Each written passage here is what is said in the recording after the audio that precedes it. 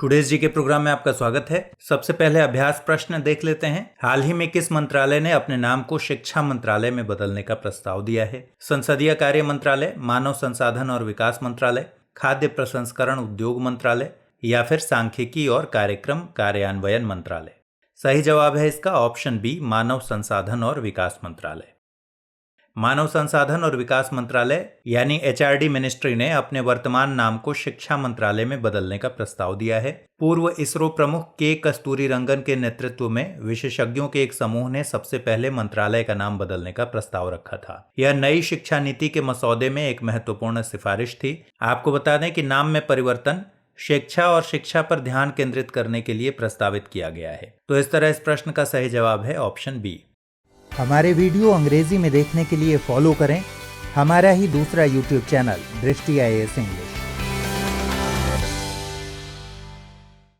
आइए आज के पहले सवाल को लेते हैं। निम्नलिखित में से किस देश ने हाल ही में वन्य जीव आयात पर प्रतिबंध लगा दिया है? वियतनाम, भारत, अमेरिका या फिर जापान? सही जवाब है इसका ऑप्शन ए, वियतनाम।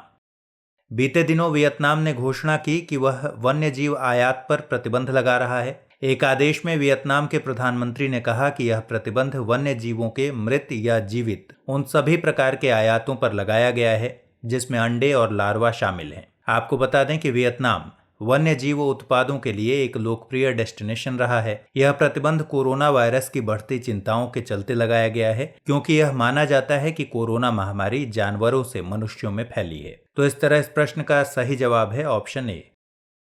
दूसरा सवाल है, हाल ही में कैबिनेट ने पारंपरिक चिकित्सा और होम्योपैथी के क्षेत्र में सहयोग के लिए किस देश के साथ समझौता ज्ञापन को मंजूरी दी? जिम्बाब्वे, क्यूबा, जापान या फिर हांगकांग?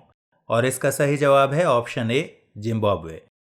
कैबिनेट ने पारंपरिक चिकित्सा और होम्योपैथी के क्षेत्र में सहयोग पर भारत और जिम्बाब्वे के बीच समझौता ज्ञापन को मंजूरी दी है। इसका मुख्य उद्देश्य समानता और आपसी लाभ के आधार पर दोनों देशों के बीच चिकित्सा की पारंपरिक प्रणालियों के क्षेत्र में सहयोग को मजबूत करना, बढ़ावा देना और विकसित करना है। इस MOU में चिकित्सकों, पैरामेडिक्स, वैज्ञानिकों, शिक्षण पेशेवरों और छात्रों के प्रशिक्षण के लिए विशेषज्ञों का आदान प्रदान भी शामिल है। तो इस तरह इस प्रश्न का सही जवाब है ऑप्शन ए। अगला सवाल है, पवन हंस लिमिटेड ने केंद्र सरकार की किस योजना के तहत उत्तराखंड में देहरादून नई टिहरी श्रीनगर गौचर मार्ग पर हेलीकॉप्टर सेवा शुरू की है? उड़ान, मुख्यमंत्री हेलीकॉप्टर योजना, हेलीपैड योजना या फिर इनमें से कोई नहीं? सही जवाब है इसका ऑप्शन ए, उड़ान। पवन हंस लिमिटेड ने केंद्र सरकार की क्षेत्रीय संपर्क योजना उड़ान के तहत उत्तराखंड में देहरादून नई टिहरी श्रीनगर गौचर मार्ग पर हेलीकॉप्टर सेवा शुरू की है। यह वैश्विक स्तर पर अपनी तरह की पहली योजना है जो क्षेत्रीय मार्गों पर सस्ती, आर्थिक रूप से व्यवहार्य और लाभप्रद उड़ानों को बढ़ावा देगी। उड़ान योजना की शुरुआत सरकार ने 2016 में क्षेत्रीय हवाई संपर्क में सुधार के लिए की थी। इस योजना के माध्यम से आम आदमी वहनीय कीमत पर हवाई यात्रा कर सकने में सक्षम है। तो इस तरह इस प्रश्न का सही जवाब है ऑप्शन ए। अगला सवाल है, मानव तस्करी को रोकने के बारे में जागरूकता बढ़ाने के लिए प्रत्येक वर्ष मानव तस्करी निरोधक दिवस कब मनाया जाता है? 28 जुलाई, 29 जुलाई, 30 जुलाई या फिर 31 जुलाई? और इसका सही जवाब है ऑप्शन सी, 30 जुलाई। मानव तस्करी को रोकने के बारे में जागरूकता बढ़ाने के लिए हर वर्ष 30 जुलाई को मानव तस्करी निरोधक दिवस मनाया जाता है। मादक पदार्थों और अपराध पर संयुक्त राष्ट्र के कार्यालय यानी UNODC के आंकड़ों के अनुसार मानव तस्करी की नज़र में आए मामलों में 72% पीड़ित महिलाएं और बच्चे होते हैं। गंभीर चिंता की बात यह आई है सामने कि मानव तस्करी से पीड़ित बच्चों की संख्या 2004 के मुकाबले 2016 में बढ़कर 2 गुना हो गई थी। UNODC के आंकड़ों के अनुसार मानव तस्करों का शिकार बनने वाले ज्यादातर लोग प्रवासी होते हैं। तो इस तरह इस प्रश्न का सही जवाब है ऑप्शन सी। अगला सवाल है, निम्नलिखित में से किस वित्त पोषण एजेंसी ने भारत को कोविड-19 महामारी से बचाव के लिए $3 मिलियन का अनुदान प्रदान किया है? विश्व बैंक, एशियाई विकास बैंक यानी ADB, IMF या फिर न्यू डेवलपमेंट बैंक? सही जवाब है इसका ऑप्शन बी, एशियाई विकास बैंक यानी ADB। एशियाई विकास बैंक ने कोविड-19 के खिलाफ भारत की लड़ाई का समर्थन करने के लिए Asia Pacific disaster response fund से भारत को $3 मिलियन अनुदान की मंजूरी दी है। जापानी सरकार द्वारा अनुदान को वित्त पोषित किया जाता है। इसका उपयोग थर्मल स्कैनर, रोग की निगरानी में वृद्धि और शीघ्र पता लगाने, संपर्क का पता लगाने और उपचार के लिए किया जाएगा। इसके पहले एडीबी ने 28 अप्रैल को केयर्स फंड से $1.5 बिलियन अमेरिकी डॉलर की मंजूरी दी थी। एडीबी 1966 में स्थापित एक क्षेत्रीय विकास बैंक है। इसका मुख्यालय मनीला, फिलीपींस में है। तो इस तरह इस प्रश्न का सही जवाब है ऑप्शन बी। अब अगला सवाल देखते हैं। ब्रिटिश इंडियन एसोसिएशन के संबंध में निम्नलिखित कथनों पर विचार कीजिए। ब्रिटिश इंडियन एसोसिएशन की स्थापना 1851 में राधाकांत देव की अध्यक्षता में की गई। यह संस्था मुख्य रूप से भूमिपतियों के हितों के लिए कार्यरत थी। उपरोक्त में से कौन सा या से कथन सही है या है? केवल एक, केवल दो, एक और दो दोनों, न तो एक और नहीं दो। सही जवाब है इसका ऑप्शन सी, एक और दो दोनों। ब्रिटिश इंडियन एसोसिएशन की स्थापना 1851 में राधाकांत देव की अध्यक्षता में की गई थी। इसके अन्य प्रमुख सदस्यों में देवेंद्र नाथ टैगोर, राम गोपाल घोष और कृष्णदास पाल आदि शामिल थे। इसका गठन लैंड होल्डर्स सोसाइटी और बंगाल ब्रिटिश इंडिया सोसाइटी को मिलाकर किया गया। यह संस्था मुख्य रूप से भूमिपतियों के हितों के लिए कार्यरत थी, जिसके प्रयासों से 1853 के चार्टर एक्ट में गवर्नर जनरल की कार्यकारिणी में 6 नए सदस्यों को कानून बनाने के लिए शामिल किया गया।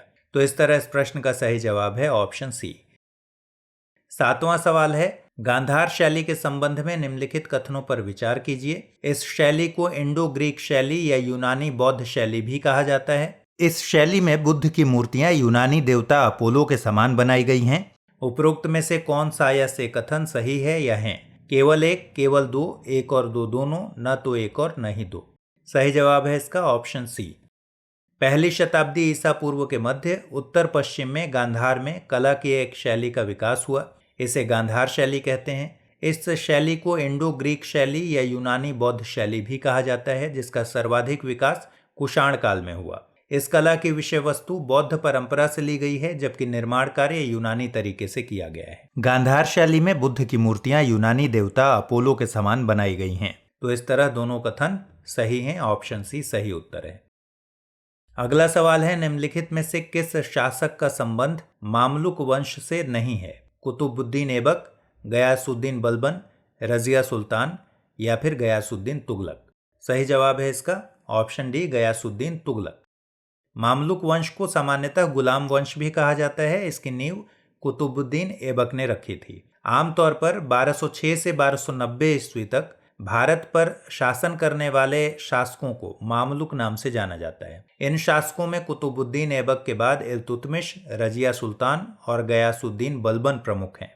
गयासुद्दीन तुगलक ने 1320 ईस्वी में खिलजी वंश के अंतिम शासक की हत्या कर दिल्ली सल्तनत में तुगलक वंश की स्थापना की थी। तो इस तरह इस प्रश्न का सही जवाब है ऑप्शन डी।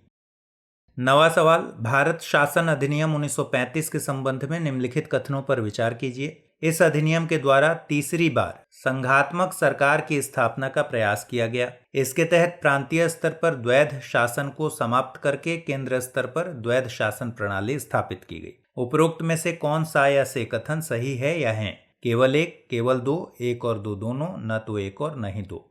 सही जवाब है इसका ऑप्शन बी, केवल दो।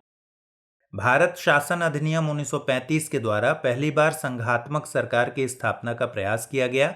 इसके तहत प्रांतीय स्तर पर द्वैध शासन को समाप्त करके केंद्र स्तर पर द्वैध शासन प्रणाली स्थापित की गई। प्रांतों के प्रतिनिधि चुनाव प्रक्रिया के द्वारा चुने जाते थे और रियासतों के प्रतिनिधि राजाओं द्वारा मनोनीत होते थे। इस अधिनियम के तहत बर्मा को भारत से अलग कर दिया गया। जवाहरलाल नेहरू ने इस अधिनियम को दास्ता का अधिकार पत्र कहा था। तो इस तरह इस प्रश्न का सही जवाब है ऑप्शन बी। अगला सवाल है, महादेव गोविंद राणाडे ने निम्नलिखित में से किसके सहयोग से पूना सार्वजनिक सभा की स्थापना की थी? दादा भाई नौरोजी, फिरोज शाह मेहता, पी आनंद चार्लू या फिर गणेश वासुदेव जोशी। सही जवाब है इसका ऑप्शन डी, गणेश वासुदेव जोशी। महादेव गोविंद राणाडे और गणेश वासुदेव जोशी ने पूना सार्वजनिक सभा की स्थापना की थी। इस सभा का गठन जनता को अपने अधिकारों और सरकार के वास्तविक स्वरूप की जानकारी देने के लिए किया गया था। यह सभा मुख्यतः मध्यम वर्ग, जमींदारों और व्यापारियों के हितों का प्रतिनिधित्व करती थी। इसके अधिकांश सदस्य ब्राह्मण और वैश्य थे, जिस कारण यह संस्था किसानों तक अपनी पहुंच नहीं बना सकी थी। तो इस तरह इस प्रश्न का सही जवाब है ऑप्शन डी। आइए अब अभ्यास प्रश्न देख लेते हैं। टाइगर्स रिपोर्ट 2018 के अनुसार बाघों को 2006 से 2018 तक भारत में कितने प्रतिशत प्रति वर्ष की दर से बढ़ता देखा गया है? 6%, 7%, 8% या फिर 9%? तो इस अभ्यास प्रश्न का जवाब आप हमें दीजिए। इस सवाल के जवाब के साथ और नए सवालों के साथ फिर हाजिर होंगे हम अगले एपिसोड में। तब तक के लिए ख्याल रखिए। Good bye.